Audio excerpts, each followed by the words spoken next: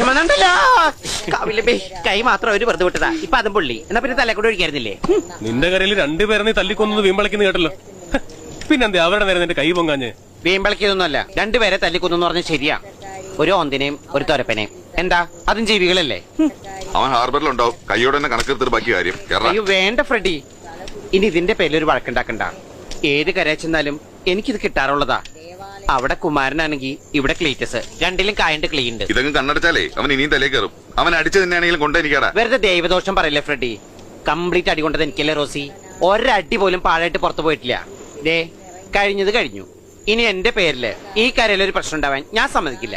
ഇനി അതല്ല, നിങ്ങൾക്ക് ആരെങ്കിലും തല്ലണമെന്നുണ്ടെങ്കില് ഒരു കാര്യം ചെയ്യും, എന്നെ തന്നെ അങ്ങോട്ട് തല്ലേ. അല്ല പിന്നെ ഇവൻ എന്താ തലക്കടി കൊണ്ട് പ്രാന്തായോ?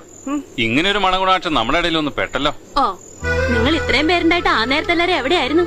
അവരുടെ തല്ല് കൊണ്ടിട്ടാണേലും എന്റെ മാനം കാത്തത് ഈ കൃഷ്ണനാ. ദേ ഇനി അവരോട് വഴക്കിനൊന്നും പോണ്ട. ചേട്ടന്മാര് വേഗം സ്ഥലം വിടാൻ നോക്ക്. അല്ലപ്പോ കീരിയും പാമ്പുവരും നിങ്ങളിപ്പോ ഒന്നായ എന്നാ ഇവനെ ബ്രദറായിട്ട് അങ്ങ് തത്തെടുത്തു. അതിനി ദത്തെടുക്കേണ്ട ആവശ്യമൊന്നുമില്ല. ഇതെന്റെ ജോൺഫി തന്നെയാ.